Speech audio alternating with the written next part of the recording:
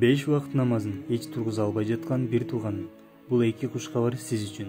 Биринчи, 5 вакыт намаз окусаңыз, чоң күнөө кылбаганыңызча, бул 5 вакыт аралыгындагы кичине күнөөлөрүңүздүн бардыгы кечириле баштайт. Аятта айтылат, жакшылыктар жамандыктарды кетирет. Экинчи, эгер намаз окусаңыз, бул жакшы ниетиңиз аркылуу намаздарыңыз аралыгында кылган иштериңиз да ибадат өкүмүндө болот. Иш болсун, окуу, жөн эле жүрсөңүз да, тамактаныңыз, жада калса уктасаңыз да, намаз окугандыгыңыз үчүн булардын бардыгы сооп болуп жазылат.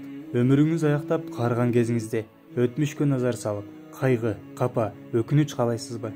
Же болбосо күнөөлөрүңүз өчүрүлүп, ошондой эле ар бир баскан кадамыңыз сооп болуп жазылуусун каалайсызбы? Бир күнүбүздө 1 саат убактыбызды албай турган буйрук үчүн, өкүм үчүн убактыбызды кызганбайлы.